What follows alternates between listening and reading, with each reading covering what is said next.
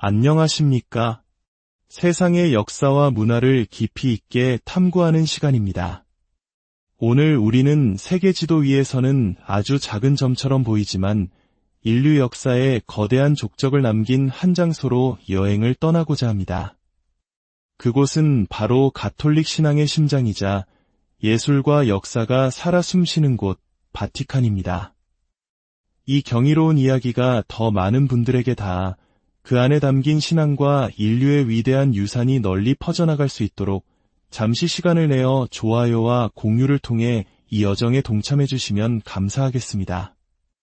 여러분의 작은 손길 하나하나가 저희에게는 큰 힘이 됩니다.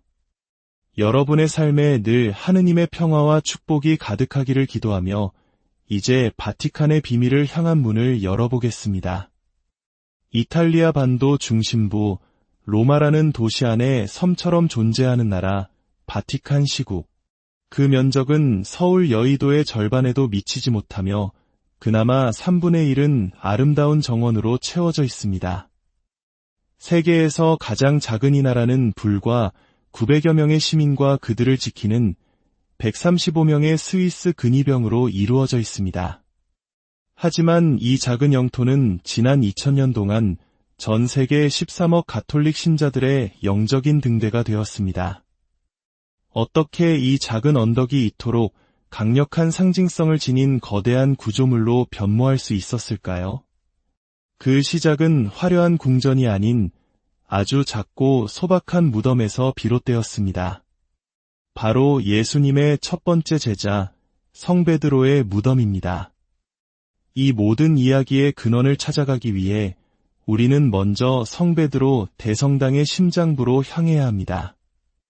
매일 2만 명이 넘는 방문객들의 시선을 사로잡는 이 경이로운 공간, 그 눈부신 대리석 바닥 아래 28m 높이의 청동 발다키노 바로 수직 아래 지하 10m 지점에 바티칸의 모든 것을 잉태한 역사의 씨앗이 잠들어 있습니다. 그곳에는 고대 로마 시대의 공동묘지, 즉 네크로폴리스가 있었습니다. 고대인들은 산자의 공간과 죽은 자의 공간을 엄격히 구분했습니다. 도시는 살아있는 사람들을 위한 곳이었고 죽은 이들은 성벽 밖에 묻혔습니다. 바티칸 언덕은 당시 로마시 외곽에 위치한 작은 길을 따라 장내형 건물들이 늘어선 조용한 묘지였습니다. 그리고 이 네크로폴리스 옆에는 훗날 바티칸의 운명을 결정지을 또 하나의 거대한 구조물이 있었습니다. 칼리굴라 황제가 지었고 그 악명 높은 내로 황제가 사용했던 원형 경기장입니다. 길이 500m, 폭 100m에 달해 약 2만 명의 관중을 수용할 수 있었던 이 거대한 경기장에서 서기 64년경 로마 대화제 이후 기독교 역사에 길이 남을 비극적인 사건이 벌어집니다. 네로 황제는 화재의 책임을 기독교인들에게 돌렸고 이 경기장을 즉결 처형장으로 삼았습니다. 바로 이 경기장의 오벨리스크 아래에서 수많은 기독교인들이 순교했으며 그 중에는 사도 성 베드로도 있었습니다. 전승에 따르면 그는 감히 스승이신 예수님과 같은 모습으로 죽을 수 없다며 십자가에 거꾸로 매달려 순교했다고 전해집니다. 그의 벗들은 70세 노인의 시신을 수습하여 네크로폴리스의 한 평범한 흙구덩이에 서둘러 묻었습니다. 이 소박한 무덤은 곧 전 세계 기독교인들이 찾아와 기도하는 순례지가 되었습니다. 세월이 흘러 로마 최초의 기독교인 황제 콘스탄티누스가 등장합니다. 그는 자신의 신앙을 증명하고 교회의 권위를 세우기 위해 거대한 성당들을 짓기 시작했고 성 베드로의 무덤이 있는 바로 이 장소를 그의 가장 위대한 건축 프로젝트의 초석으로 삼기로 결심합니다. 하지만 이는 보통 어려운 일이 아니었습니다. 성 베드로의 무덤은 언덕 비탈의 위치에 있었기 때문입니다. 거대한 성당을 지을 평평한 대지를 만들기 위해 콘스탄티누스의 기술자들은 상상조차 하기 힘든 대공사를 시작해야 했습니다. 그들은 언덕의 윗부분을 칼로 자르듯 깎아내고 그 흙과 돌로 아랫부분의 경사지를 메웠습니다. 무려 7m 높이의 옹벽을 쌓아 거대한 인공대지를 만들어냈습니다. 성베드로의 무덤 위치를 단 1cm도 옮기지 않고 그 위에 정확히 제단이 위치하도록 하기 위한 신앙이 낳은 경이로운 집념이었습니다. 그렇게 탄생한 최초의 성베드로 대성당은 길이 120m, 폭 60여미터에 달하는 당시 기독교 세계에서 가장 큰 규모의 건축물이었습니다. 88개의 귀한 대리석 기둥을 세우기 위해 제국 전역의 채석장에서 자재를 운송하는 물류 작업 또한 엄청난 것이었습니다. 이 첫 번째 대성당은 천년의 세월 동안 가톨릭 세계의 중심 역할을 했지만 중세 말에 이르러서는 낡고 여러 차례의 증축으로 인해 그 본래의 모습을 잃어가고 있었습니다. 르네상스 시대의 교황들은 새로운 시대에 걸맞은 교회의 새로운 힘과 권위를 상징할 더 웅장하고 완벽한 성당을 원했습니다. 그들의 야망은 단순한 재건축이 아니었습니다. 이전의 모든 것을 압도하는 인류 역사상 가장 거대한 성전을 짓는 것이었습니다. 그렇게 새로운 성베드로 대성당 건설이라는 120년이 넘게 이어진 위대한 대장정이 시작되었습니다. 이 프로젝트는 축구장 3개를 합친 크기에 6만 명의 신자를 동시에 수용할 수 있는 규모였습니다. 이는 단순히 크기만을 추구한 것이 아니었습니다. 본은 이를 압도하는 미학적 완성도를 통해 지상에 구현된 하느님의 권능을 보여주고자 했습니다. 이 거대한 꿈의 중심에는 가장 어려운 기술적 과제가 있었습니다. 바로 직경 42m, 높이는 30층 건물에 달하는 거대한 돔을 어떻게 건설할 것인가 하는 문제였습니다. 이 문제는 르네상스 시대 최고의 건축가들을 수십 년간 고뇌에 빠뜨린 거대한 수수께끼였습니다. 첫 번째 설계자는 도나토 브라만테였습니다. 그는 르네상스의 이상을 담아 신이 우주의 중심에 있음을 상징하는 완벽한 대칭에 그리스 십자가 형태의 설계를 제안했습니다. 하지만 그와 교황 율리오 2세가 세상을 떠나면서 프로젝트는 표류하기 시작했습니다. 라파엘로 같은 천재들이 뒤를 이었지만 프로젝트는 저주받은 건설 현장처럼 지지부진했습니다. 절망의 순간 교황 바오로 3세는 거의 은퇴한 상태나 다름없던 한 노장에게 간절히 매달렸습니다. 그의 나이 72살. 그의 이름은 미켈란젤로 부오나로티였습니다. 미켈란젤로는 마지못해 건축 총감독직을 수락했지만 그는 자신만의 방식으로 이 과업에 접근했습니다. 그는 기존의 복잡한 계획들을 단순화하고 브라만테의 초기 구상이었던 완벽한 대칭 구조로 돌아갔습니다. 그리고 돔의 설계에 그의 모든 천재성을 쏟아부었습니다. 그의 아이디어는 혁명적이었습니다. 돔을 2개의 얇은 껍질, 즉 이중 돔 구조로 만드는 것이었습니다. 안쪽 돔이 구조적 무게를 지탱하고 바깥쪽 돔이 이를 보호하며 웅장한 외관을 완성하는 방식입니다. 두 돔은 서로 거의 닿지 않으면서도 내부의 늑제로 연결되어 서로를 지지하며 안정성을 높였습니다. 이는 돔의 무게를 획기적으로 줄이면서도 구조적 강도를 확보하는 천재적인 발상이었습니다. 가톨릭에서는 이처럼 위대한 예술을 통해 하느님의 영광을 시각적으로 표현하고 신자들이 그 아름다움을 통해 하느님께 더 가까이 다가갈 수 있다고 믿습니다. 미켈란젤로의 작품은 바로 그 신앙의 가장 위대한 표현 중 하나였죠.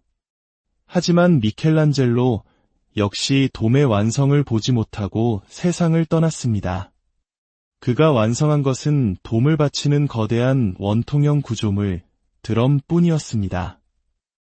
돔 없는 드럼만 덩그러니 남은 기이한 모습의 건설 현장은 또다시 그의 후계자들에게 거대한 숙제로 남겨졌습니다. 이 불가능해 보였던 방정식을 최종적으로 풀어낸 건축가는 자코모 델라 포르타였습니다. 교황 식스토 5세는 그에게 단 2년 안에 돔을 완성하라는 불가능에 가까운 명령을 내립니다.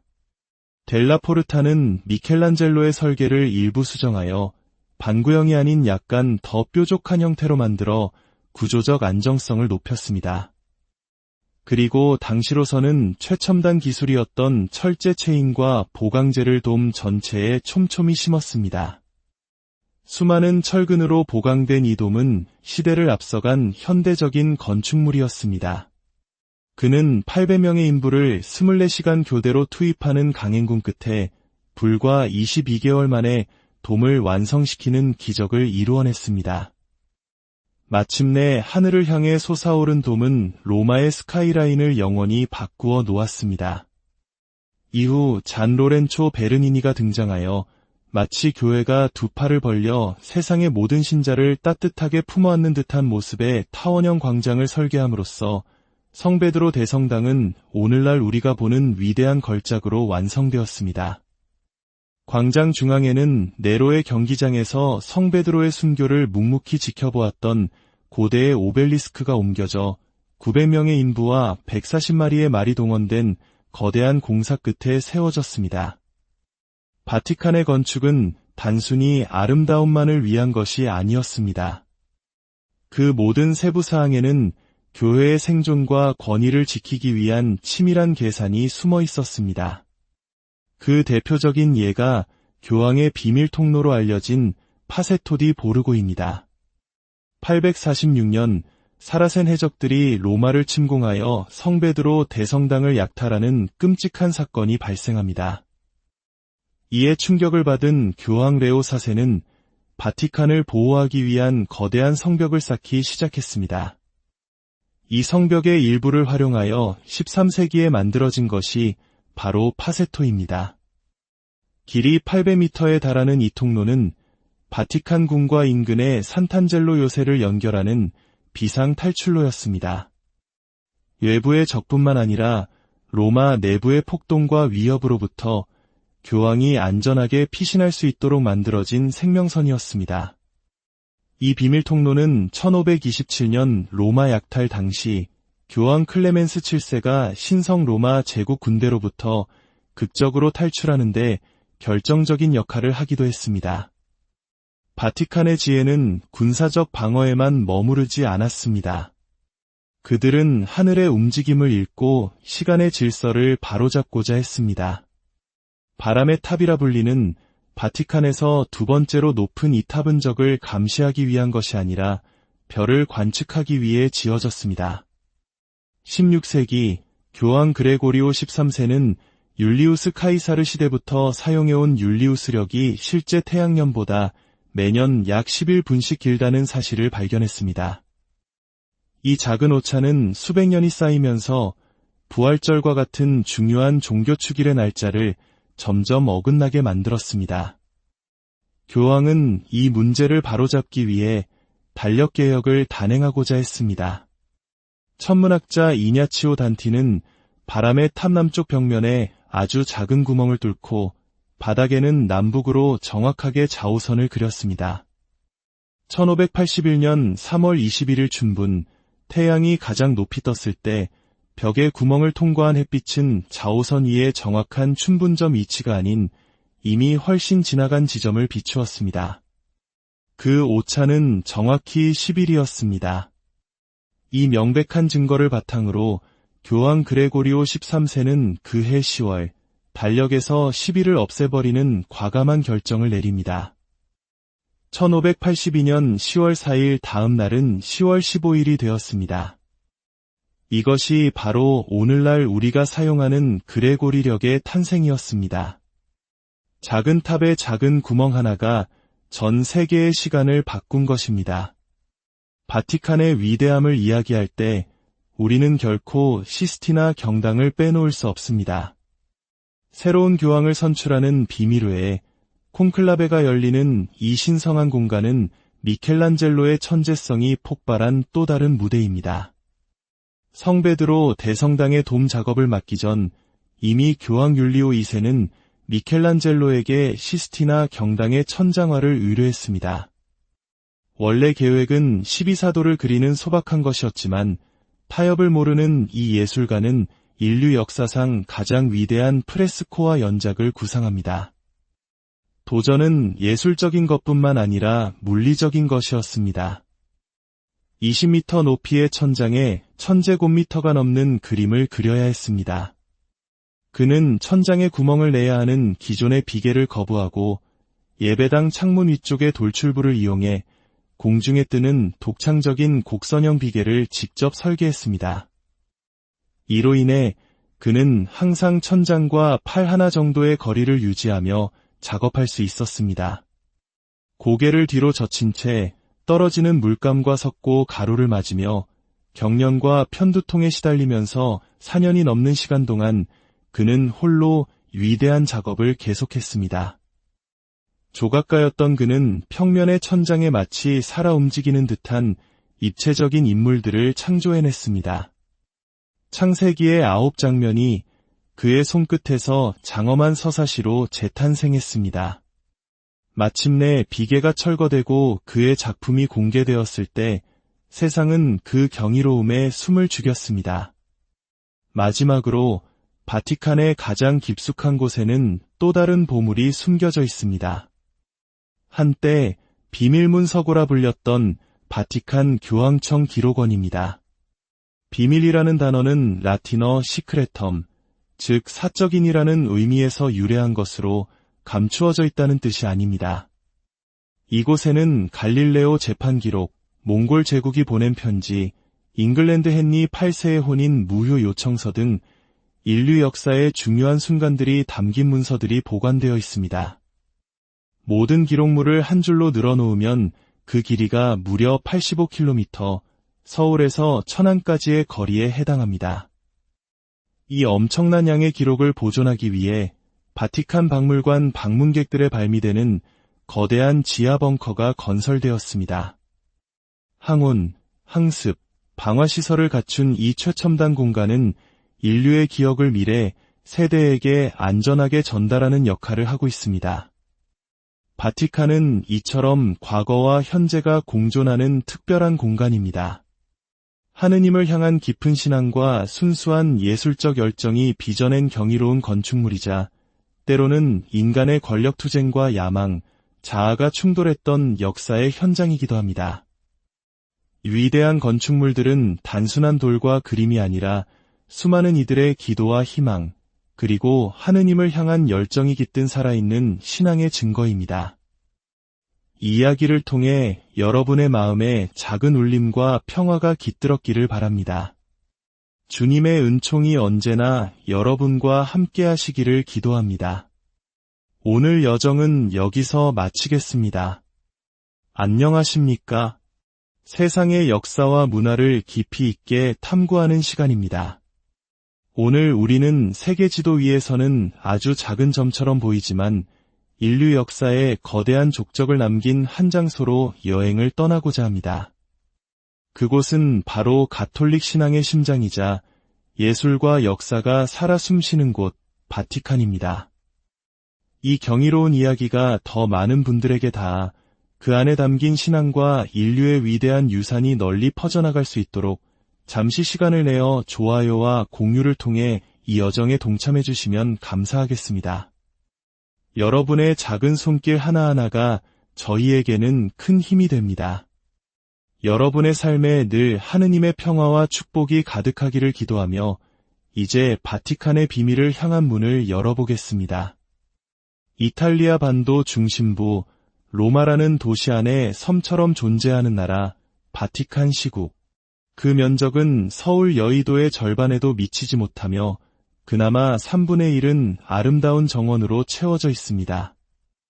세계에서 가장 작은 이 나라는 불과 900여 명의 시민과 그들을 지키는 135명의 스위스 근위병으로 이루어져 있습니다.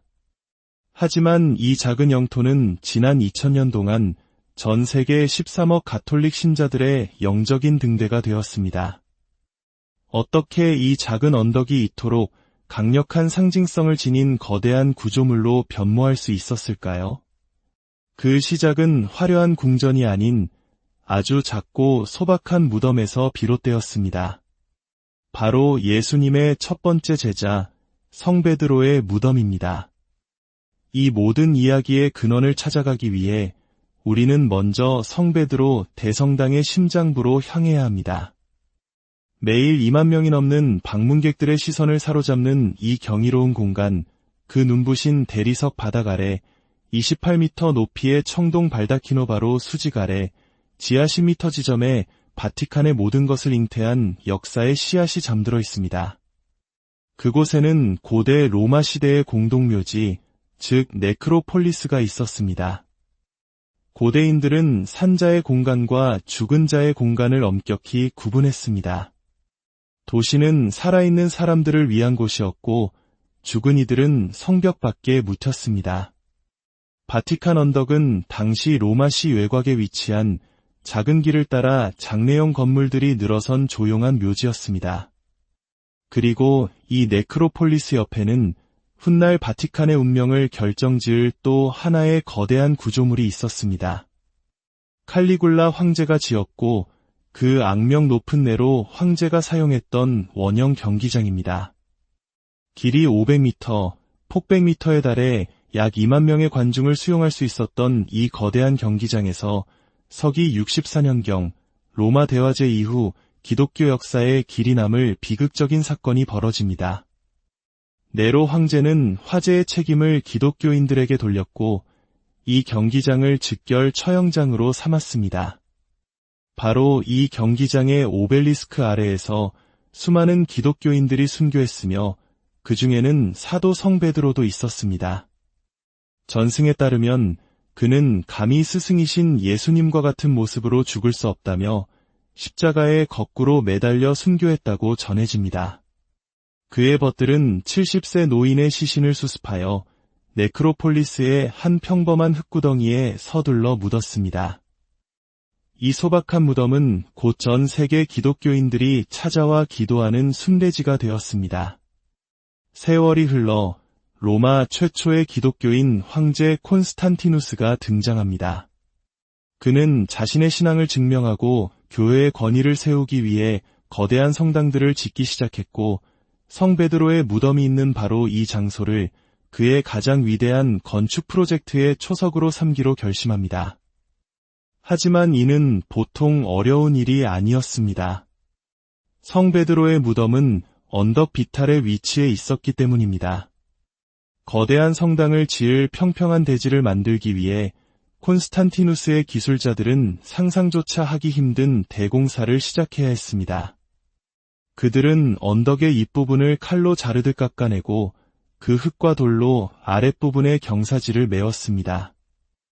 무려 7m 높이의 옹벽을 쌓아 거대한 인공대지를 만들어냈습니다.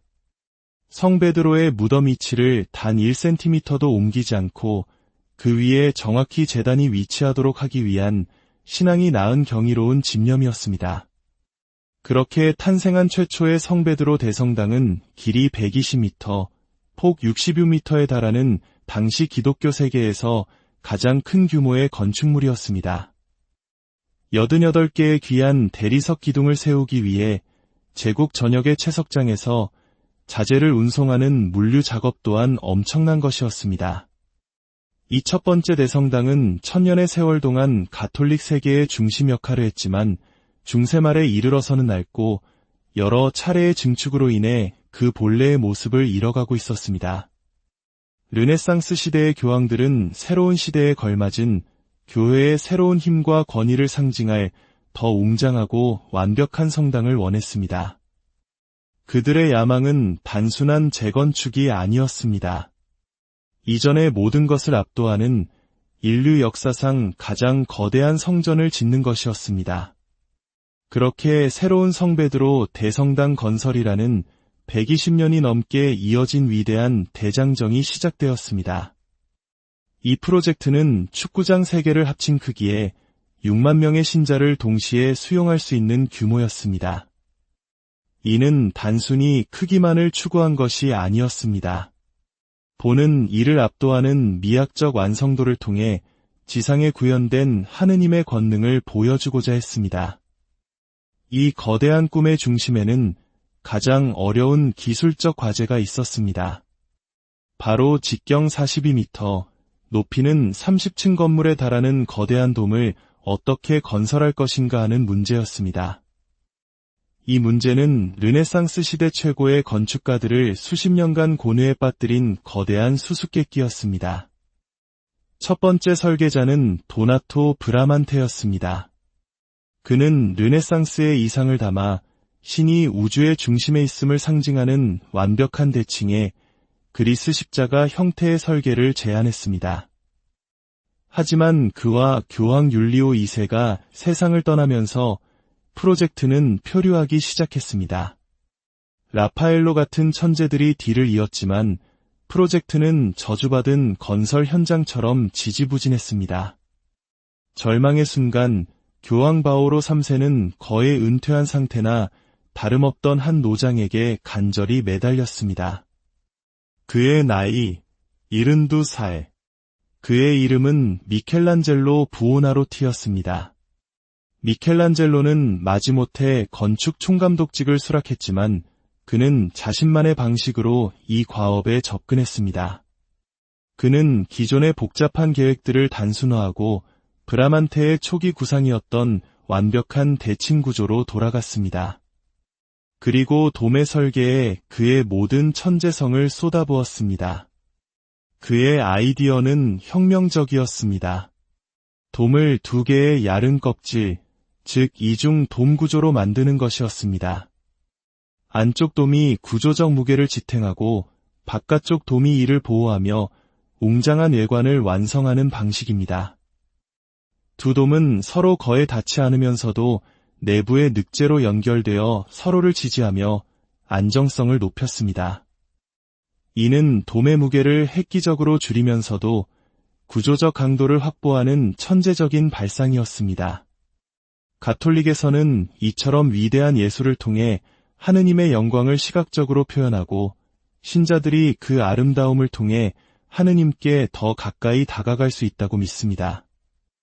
미켈란젤로의 작품은 바로 그 신앙의 가장 위대한 표현 중 하나였죠. 하지만 미켈란젤로 역시 돔의 완성을 보지 못하고 세상을 떠났습니다. 그가 완성한 것은 돔을 받치는 거대한 원통형 구조물, 드럼뿐이었습니다. 돔 없는 드럼만 덩그러니 남은 기이한 모습의 건설 현장은 또다시 그의 후계자들에게 거대한 숙제로 남겨졌습니다. 이 불가능해 보였던 방정식을 최종적으로 풀어낸 건축가는 자코모 델라 포르타였습니다. 교황 식스토 5세는 그에게 단 2년 안에 돔을 완성하라는 불가능에 가까운 명령을 내립니다. 델라 포르타는 미켈란젤로의 설계를 일부 수정하여 반구형이 아닌 약간 더 뾰족한 형태로 만들어 구조적 안정성을 높였습니다. 그리고 당시로서는 최첨단 기술이었던 철제 체인과 보강재를 돔 전체에 촘촘히 심었습니다. 수많은 철근으로 보강된 이 돔은 시대를 앞서간 현대적인 건축물이었습니다. 그는 800명의 인부를 24시간 교대로 투입하는 강행군 끝에 불과 22개월 만에 돔을 완성시키는 기적을 이루어냈습니다. 마침내 하늘을 향해 솟아오른 돔은 로마의 스카이라인을 영원히 바꾸어 놓았습니다. 이후 잔 로렌초 베르니니가 등장하여 마치 교회가 두 팔을 벌려 세상의 모든 신자를 따뜻하게 품어안는 듯한 모습의 타원형 광장을 설계함으로써 성베드로 대성당은 오늘날 우리가 보는 위대한 걸작으로 완성되었습니다. 광장 중앙에는 네로의 경기장에서 성베드로의 순교를 묵묵히 지켜보았던 고대의 오벨리스크가 옮겨져 900명의 인부와 140마리의 말이 동원된 거대한 공사 끝에 세워졌습니다. 바티칸의 건축은 단순히 아름다움만을 위한 것이 아니었습니다. 그 모든 세부 사항에는 교회의 생존과 권위를 지키기 위한 치밀한 계산이 숨어 있었습니다. 그 대표적인 예가 교황의 비밀 통로로 알려진 파세토 디 보르고입니다. 846년 사라센 해적들이 로마를 침공하여 성베드로 대성당을 약탈하는 끔찍한 사건이 발생합니다. 이에 충격을 받은 교황 레오 4세는 바티칸을 보호하기 위한 거대한 성벽을 쌓기 시작했습니다. 이 성벽의 일부를 활용하여 13세기에 만들어진 것이 바로 파세토입니다. 길이 800m에 달하는 이 통로는 바티칸 궁과 인근의 산탄젤로 요새를 연결하는 비상 탈출로였습니다. 외부의 적뿐만 아니라 로마 내부의 폭동과 위협으로부터 교황이 안전하게 피신할 수 있도록 만들어진 생명선이었습니다. 이 비밀 통로는 1527년 로마 약탈 당시 교황 클레멘스 7세가 신성 로마 제국 군대로부터 극적으로 탈출하는데 결정적인 역할을 하기도 했습니다. 바티칸의 지혜는 군사적 방어에만 머무르지 않았습니다. 그들은 하늘의 움직임을 읽고 시간의 질서를 바로잡고자 했습니다. 바람의 탑이라 불리는 바티칸에서 두 번째로 높은 이 탑은 적을 감시하기 위한 것이 아니라 별을 관측하기 위해 지어졌습니다. 16세기 교황 그레고리오 13세는 율리우스 카이사르 시대부터 사용해온 율리우스력이 실제 태양년보다 매년 약 11분씩 길다는 사실을 발견했습니다. 이 작은 오차는 수백 년이 쌓이면서 부활절과 같은 중요한 종교 축일의 날짜를 점점 어긋나게 만들었습니다. 교황은 이 문제를 바로잡기 위해 달력개혁을 단행하고자 했습니다. 천문학자 이냐치오 단티는 바람의 탑 남쪽 벽면에 아주 작은 구멍을 뚫고 바닥에는 남북으로 정확하게 좌우선을 그렸습니다. 1581년 3월 21일 춘분, 태양이 가장 높이 떴을 때 벽의 구멍을 통과한 햇빛은 좌우선 위의 정확한 춘분점 위치가 아닌 이미 훨씬 지나간 지점을 비추었습니다. 그 오차는 정확히 10일이었습니다. 이 명백한 증거를 바탕으로 교황 그레고리오 13세는 그해 10월, 달력에서 10일을 없애버리는 과감한 결정을 내립니다. 1582년 10월 4일 다음 날은 10월 15일이 되었습니다. 이것이 바로 오늘날 우리가 사용하는 그레고리력의 탄생이었습니다. 작은 탑의 작은 구멍 하나가 전 세계의 시간을 바꾼 것입니다. 바티칸의 위대함을 이야기할 때 우리는 결코 시스티나 경당을 빼놓을 수 없습니다. 새로운 교황을 선출하는 비밀회에 콘클라베가 열리는 이 신성한 공간은 미켈란젤로의 천재성이 폭발한 또 다른 무대입니다. 성 베드로 대성당의 돔 작업을 맡기 전 이미 교황 율리오 2세는 미켈란젤로에게 시스티나 경당의 천장화를 의뢰했습니다. 원래 계획은 12사도를 그리는 소박한 것이었지만 타협을 모르는 이 예술가는 인류 역사상 가장 위대한 프레스코와 연작을 구상합니다. 도전은 예술적인 것뿐만 아니라 물리적인 것이었습니다. 20m 높이의 천장에 1000제곱미터가 넘는 그림을 그려야 했습니다. 그는 천장에 구멍을 내야 하는 기존의 비계를 거부하고 예배당 창문 위쪽의 돌출부를 이용해 공중에 뜨는 독창적인 곡선형 비계를 직접 설계했습니다. 이로 인해 그는 항상 천장과 팔 하나 정도의 거리를 유지하며 작업할 수 있었습니다. 고개를 뒤로 젖힌 채 떨어지는 물감과 섞고 가루를 맞으며 경련과 편두통에 시달리면서 4년이 넘는 시간 동안 그는 홀로 위대한 작업을 계속했습니다. 조각가였던 그는 평면의 천장에 마치 살아 움직이는 듯한 입체적인 인물들을 창조해냈습니다. 창세기의 9장면이 그의 손끝에서 장엄한 서사시로 재탄생했습니다.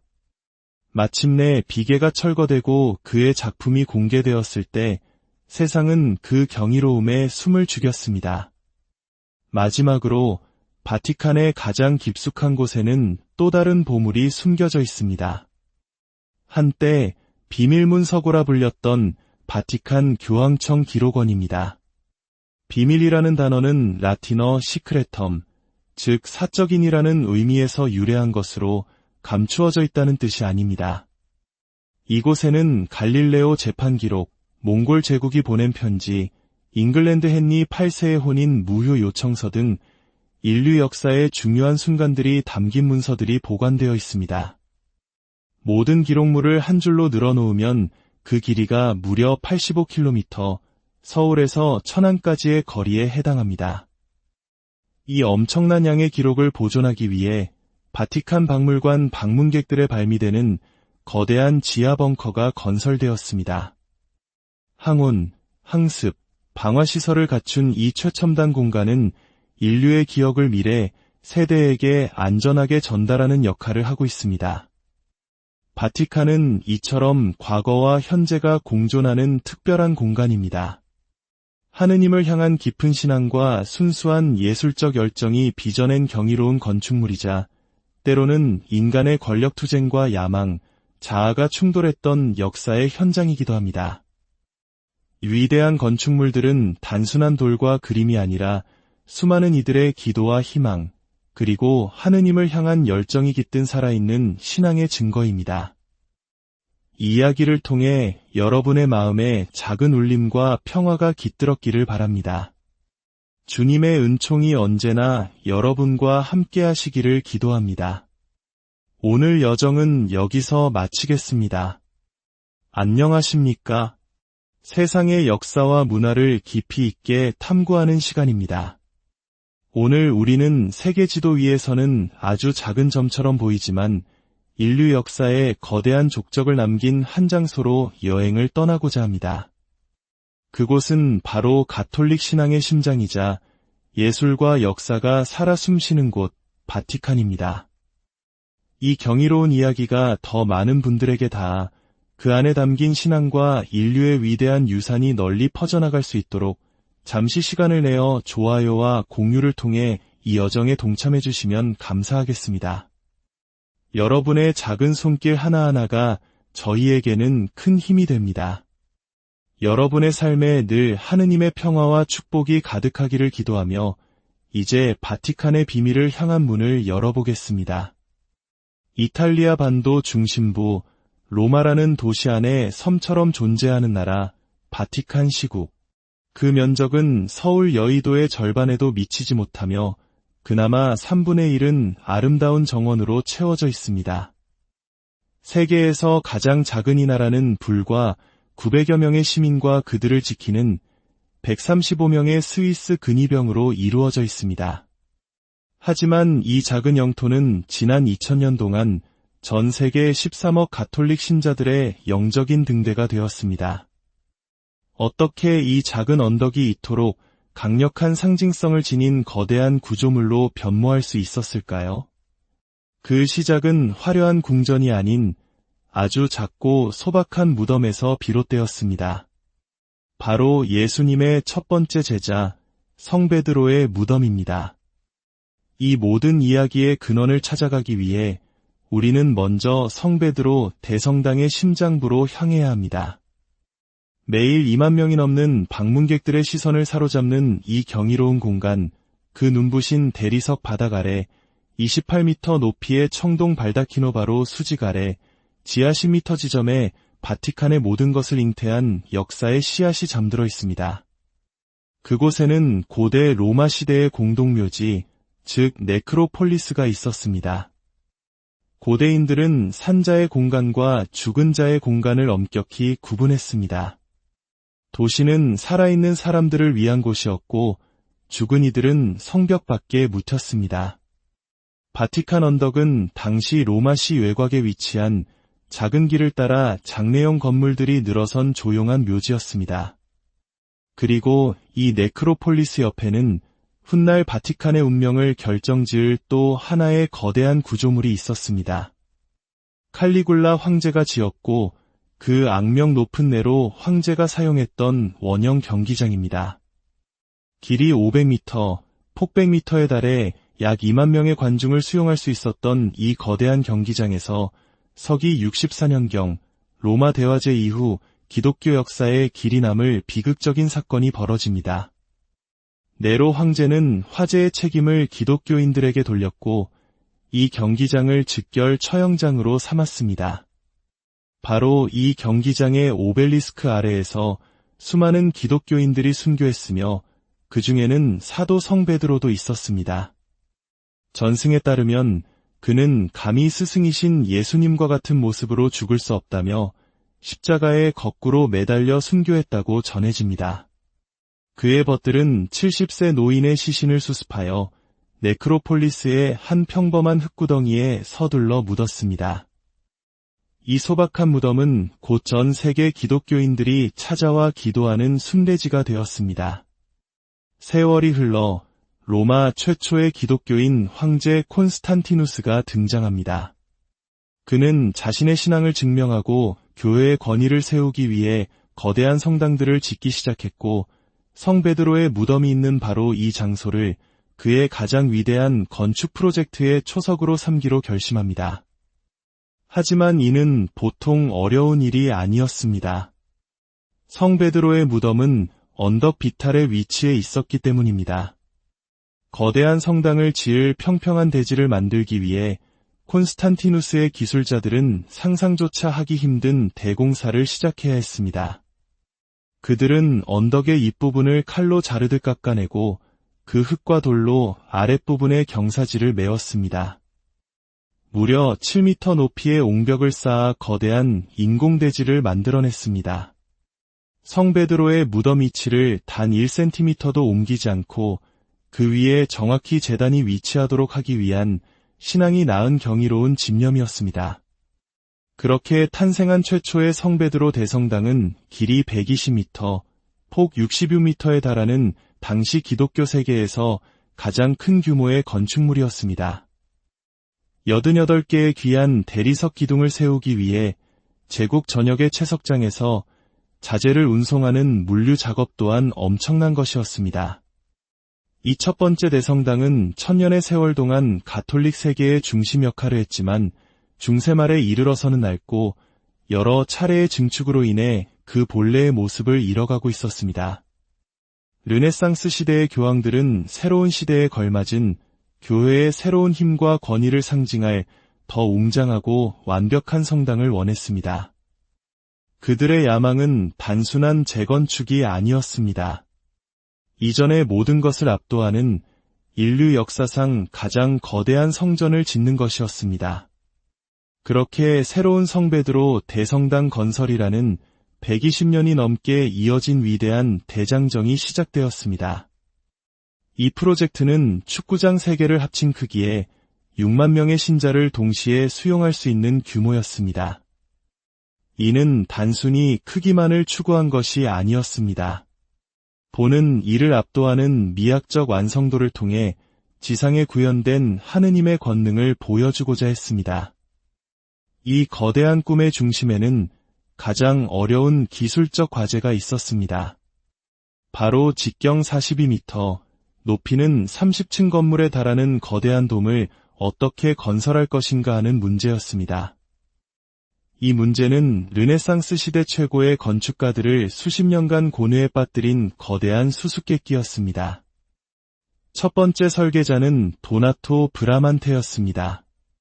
그는 르네상스의 이상을 담아 신이 우주의 중심에 있음을 상징하는 완벽한 대칭의 그리스 십자가 형태의 설계를 제안했습니다.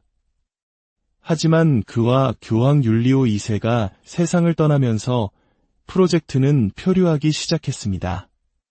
라파엘로 같은 천재들이 뒤를 이었지만 프로젝트는 저주받은 건설 현장처럼 지지부진했습니다. 절망의 순간 교황 바오로 3세는 거의 은퇴한 상태나 다름없던 한 노장에게 간절히 매달렸습니다. 그의 나이 72살. 그의 이름은 미켈란젤로 부오나로티였습니다. 미켈란젤로는 마지못해 건축 총감독직을 수락했지만 그는 자신만의 방식으로 이 과업에 접근했습니다. 그는 기존의 복잡한 계획들을 단순화하고 브라만테의 초기 구상이었던 완벽한 대칭 구조로 돌아갔습니다. 그리고 돔의 설계에 그의 모든 천재성을 쏟아부었습니다. 그의 아이디어는 혁명적이었습니다. 돔을 2개의 얇은 껍질, 즉 이중 돔 구조로 만드는 것이었습니다. 안쪽 돔이 구조적 무게를 지탱하고 바깥쪽 돔이 이를 보호하며 웅장한 외관을 완성하는 방식입니다. 두 돔은 서로 거의 닿지 않으면서도 내부의 늑제로 연결되어 서로를 지지하며 안정성을 높였습니다. 이는 돔의 무게를 획기적으로 줄이면서도 구조적 강도를 확보하는 천재적인 발상이었습니다. 가톨릭에서는 이처럼 위대한 예술을 통해 하느님의 영광을 시각적으로 표현하고 신자들이 그 아름다움을 통해 하느님께 더 가까이 다가갈 수 있다고 믿습니다. 미켈란젤로의 작품은 바로 그 신앙의 가장 위대한 표현 중 하나였죠. 하지만 미켈란젤로 역시 돔의 완성을 보지 못하고 세상을 떠났습니다. 그가 완성한 것은 돔을 받치는 거대한 원통형 구조물, 드럼뿐이었습니다. 돔 없는 드럼만 덩그러니 남은 기이한 모습의 건설 현장은 또다시 그의 후계자들에게 거대한 숙제로 남겨졌습니다. 이 불가능해 보였던 방정식을 최종적으로 풀어낸 건축가는 자코모 델라 포르타였습니다. 교황 식스토 5세는 그에게 단 2년 안에 돔을 완성하라는 불가능에 가까운 명령을 내립니다. 델라 포르타는 미켈란젤로의 설계를 일부 수정하여 반구형이 아닌 약간 더 뾰족한 형태로 만들어 구조적 안정성을 높였습니다. 그리고 당시로서는 최첨단 기술이었던 철제 체인과 보강재를 돔 전체에 촘촘히 심었습니다. 수많은 철근으로 보강된 이 돔은 시대를 앞서간 현대적인 건축물이었습니다. 그는 800명의 인부를 24시간 교대로 투입하는 강행군 끝에 불과 22개월 만에 돔을 완성시키는 기적을 이루어냈습니다. 마침내 하늘을 향해 솟아오른 돔은 로마의 스카이라인을 영원히 바꾸어 놓았습니다. 이후 잔 로렌초 베르니니가 등장하여 마치 교회가 두 팔을 벌려 세상의 모든 신자를 따뜻하게 품어안는 듯한 모습의 타원형 광장을 설계함으로써 성베드로 대성당은 오늘날 우리가 보는 위대한 걸작으로 완성되었습니다. 광장 중앙에는 네로의 경기장에서 성베드로의 순교를 묵묵히 지켜보았던 고대의 오벨리스크가 옮겨져 900명의 인부와 140마리의 말이 동원된 거대한 공사 끝에 세워졌습니다. 바티칸의 건축은 단순히 아름다움만을 위한 것이 아니었습니다. 그 모든 세부 사항에는 교회의 생존과 권위를 지키기 위한 치밀한 계산이 숨어 있었습니다. 그 대표적인 예가 교황의 비밀 통로로 알려진 파세토디 보르고입니다. 846년 사라센 해적들이 로마를 침공하여 성베드로 대성당을 약탈하는 끔찍한 사건이 발생합니다. 이에 충격을 받은 교황 레오 4세는 바티칸을 보호하기 위한 거대한 성벽을 쌓기 시작했습니다. 이 성벽의 일부를 활용하여 13세기에 만들어진 것이 바로 파세토입니다. 길이 800m에 달하는 이 통로는 바티칸 궁과 인근의 산탄젤로 요새를 연결하는 비상 탈출로였습니다. 외부의 적뿐만 아니라 로마 내부의 폭동과 위협으로부터 교황이 안전하게 피신할 수 있도록 만들어진 생명선이었습니다. 이 비밀 통로는 1527년 로마 약탈 당시 교황 클레멘스 7세가 신성 로마 제국 군대로부터 극적으로 탈출하는 데 결정적인 역할을 하기도 했습니다. 바티칸의 지혜는 군사적 방어에만 머무르지 않았습니다. 그들은 하늘의 움직임을 읽고 시간의 질서를 바로잡고자 했습니다. 바람의 탑이라 불리는 바티칸에서 두 번째로 높은 이 탑은 적을 감시하기 위한 것이 아니라 별을 관측하기 위해 지어졌습니다. 16세기 교황 그레고리오 13세는 율리우스 카이사르 시대부터 사용해온 율리우스력이 실제 태양년보다 매년 약 11분씩 길다는 사실을 발견했습니다. 이 작은 오차는 수백 년이 쌓이면서 부활절과 같은 중요한 종교 축일의 날짜를 점점 어긋나게 만들었습니다. 교황은 이 문제를 바로잡기 위해 달력개혁을 단행하고자 했습니다. 천문학자 이냐치오 단티는 바람의 탑 남쪽 벽면에 아주 작은 구멍을 뚫고 바닥에는 남북으로 정확하게 좌우선을 그렸습니다. 1581년 3월 21일 춘분, 태양이 가장 높이 떴을 때 벽의 구멍을 통과한 햇빛은 좌우선 위의 정확한 춘분점 위치가 아닌 이미 훨씬 지나간 지점을 비추었습니다. 그 오차는 정확히 10일이었습니다. 이 명백한 증거를 바탕으로 교황 그레고리오 13세는 그해 10월, 달력에서 10일을 없애버리는 과감한 결정을 내립니다. 1582년 10월 4일 다음 날은 10월 15일이 되었습니다. 이것이 바로 오늘날 우리가 사용하는 그레고리력의 탄생이었습니다.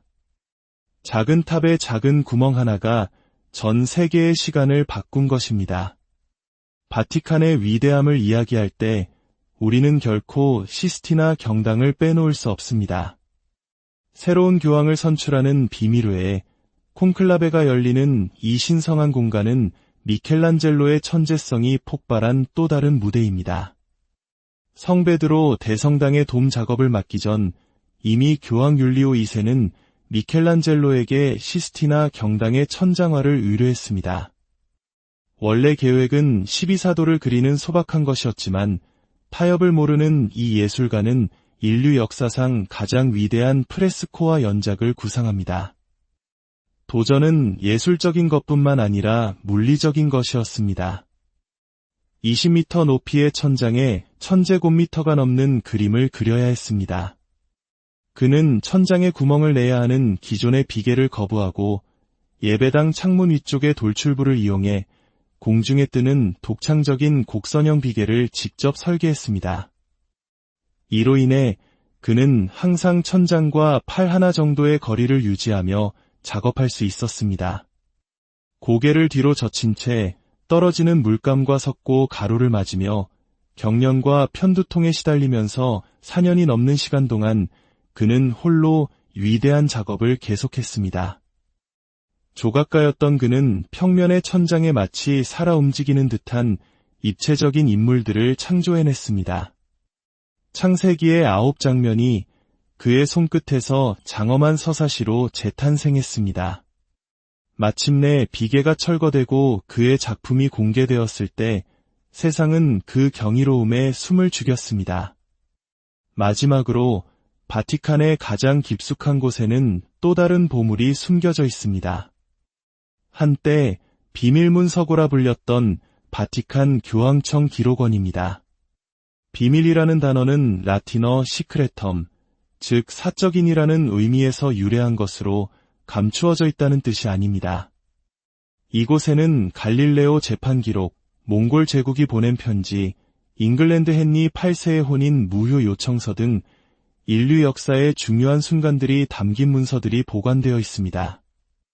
모든 기록물을 한 줄로 늘어놓으면 그 길이가 무려 85km, 서울에서 천안까지의 거리에 해당합니다. 이 엄청난 양의 기록을 보존하기 위해 바티칸 박물관 방문객들의 발미되는 거대한 지하 벙커가 건설되었습니다. 항온, 항습, 방화시설을 갖춘 이 최첨단 공간은 인류의 기억을 미래 세대에게 안전하게 전달하는 역할을 하고 있습니다. 바티칸은 이처럼 과거와 현재가 공존하는 특별한 공간입니다. 하느님을 향한 깊은 신앙과 순수한 예술적 열정이 빚어낸 경이로운 건축물이자 때로는 인간의 권력투쟁과 야망, 자아가 충돌했던 역사의 현장이기도 합니다. 위대한 건축물들은 단순한 돌과 그림이 아니라 수많은 이들의 기도와 희망, 그리고 하느님을 향한 열정이 깃든 살아있는 신앙의 증거입니다. 이 이야기를 통해 여러분의 마음에 작은 울림과 평화가 깃들었기를 바랍니다. 주님의 은총이 언제나 여러분과 함께 하시기를 기도합니다. 오늘 여정은 여기서 마치겠습니다. 안녕하십니까? 세상의 역사와 문화를 깊이 있게 탐구하는 시간입니다. 오늘 우리는 세계 지도 위에서는 아주 작은 점처럼 보이지만 인류 역사에 거대한 족적을 남긴 한 장소로 여행을 떠나고자 합니다. 그곳은 바로 가톨릭 신앙의 심장이자 예술과 역사가 살아 숨쉬는 곳, 바티칸입니다. 이 경이로운 이야기가 더 많은 분들에게 닿아 그 안에 담긴 신앙과 인류의 위대한 유산이 널리 퍼져나갈 수 있도록 잠시 시간을 내어 좋아요와 공유를 통해 이 여정에 동참해 주시면 감사하겠습니다. 여러분의 작은 손길 하나하나가 저희에게는 큰 힘이 됩니다. 여러분의 삶에 늘 하느님의 평화와 축복이 가득하기를 기도하며 이제 바티칸의 비밀을 향한 문을 열어보겠습니다. 이탈리아 반도 중심부 로마라는 도시 안에 섬처럼 존재하는 나라 바티칸 시국. 그 면적은 서울 여의도의 절반에도 미치지 못하며 그나마 3분의 1은 아름다운 정원으로 채워져 있습니다. 세계에서 가장 작은 이 나라는 불과 900여 명의 시민과 그들을 지키는 135명의 스위스 근위병으로 이루어져 있습니다. 하지만 이 작은 영토는 지난 2000년 동안 전 세계 13억 가톨릭 신자들의 영적인 등대가 되었습니다. 어떻게 이 작은 언덕이 이토록 강력한 상징성을 지닌 거대한 구조물로 변모할 수 있었을까요? 그 시작은 화려한 궁전이 아닌 아주 작고 소박한 무덤에서 비롯되었습니다. 바로 예수님의 첫 번째 제자 성 베드로의 무덤입니다. 이 모든 이야기의 근원을 찾아가기 위해 우리는 먼저 성 베드로 대성당의 심장부로 향해야 합니다. 매일 2만 명이 넘는 방문객들의 시선을 사로잡는 이 경이로운 공간, 그 눈부신 대리석 바닥 아래 28m 높이의 청동 발다키노 바로 수직 아래 지하 10m 지점에 바티칸의 모든 것을 잉태한 역사의 씨앗이 잠들어 있습니다. 그곳에는 고대 로마 시대의 공동묘지, 즉 네크로폴리스가 있었습니다. 고대인들은 산자의 공간과 죽은 자의 공간을 엄격히 구분했습니다. 도시는 살아있는 사람들을 위한 곳이었고 죽은 이들은 성벽 밖에 묻혔습니다. 바티칸 언덕은 당시 로마시 외곽에 위치한 작은 길을 따라 장내형 건물들이 늘어선 조용한 묘지였습니다. 그리고 이 네크로폴리스 옆에는 훗날 바티칸의 운명을 결정지을 또 하나의 거대한 구조물이 있었습니다. 칼리굴라 황제가 지었고 그 악명 높은 내로 황제가 사용했던 원형 경기장입니다. 길이 500m, 폭 100m에 달해 약 2만 명의 관중을 수용할 수 있었던 이 거대한 경기장에서 서기 64년경 로마 대화제 이후 기독교 역사에 길이 남을 비극적인 사건이 벌어집니다. 네로 황제는 화재의 책임을 기독교인들에게 돌렸고 이 경기장을 즉결 처형장으로 삼았습니다.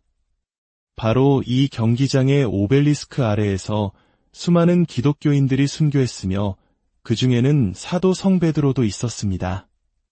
전승에 따르면 그는 감히 스승이신 예수님과 같은 모습으로 죽을 수 없다며 십자가에 거꾸로 매달려 순교했다고 전해집니다. 그의 벗들은 70세 노인의 시신을 수습하여 네크로폴리스의 한 평범한 흙구덩이에 서둘러 묻었습니다. 이 소박한 무덤은 곧 전 세계 기독교인들이 찾아와 기도하는 순례지가 되었습니다. 세월이 흘러 로마 최초의 기독교인 황제 콘스탄티누스가 등장합니다. 그는 자신의 신앙을 증명하고 교회의 권위를 세우기 위해 거대한 성당들을 짓기 시작했고 성 베드로의 무덤이 있는 바로 이 장소를 그의 가장 위대한 건축 프로젝트의 초석으로 삼기로 결심합니다. 하지만 이는 보통 어려운 일이 아니었습니다.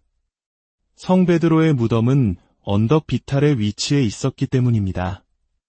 거대한 성당을 지을 평평한 대지를 만들기 위해 콘스탄티누스의 기술자들은 상상조차 하기 힘든 대공사를 시작해야 했습니다. 그들은 언덕의 윗부분을 칼로 자르듯 깎아내고 그 흙과 돌로 아랫부분의 경사지를 메웠습니다. 무려 7m 높이의 옹벽을 쌓아 거대한 인공대지를 만들어냈습니다. 성 베드로의 무덤 위치를 단 1cm도 옮기지 않고 그 위에 정확히 제단이 위치하도록 하기 위한 신앙이 낳은 경이로운 집념이었습니다. 그렇게 탄생한 최초의 성 베드로 대성당은 길이 120m, 폭 60여m에 달하는 당시 기독교 세계에서 가장 큰 규모의 건축물이었습니다. 88개의 귀한 대리석 기둥을 세우기 위해 제국 전역의 채석장에서 자재를 운송하는 물류 작업 또한 엄청난 것이었습니다. 이 첫 번째 대성당은 천년의 세월 동안 가톨릭 세계의 중심 역할을 했지만 중세 말에 이르러서는 낡고 여러 차례의 증축으로 인해 그 본래의 모습을 잃어가고 있었습니다. 르네상스 시대의 교황들은 새로운 시대에 걸맞은 교회의 새로운 힘과 권위를 상징할 더 웅장하고 완벽한 성당을 원했습니다. 그들의 야망은 단순한 재건축이 아니었습니다.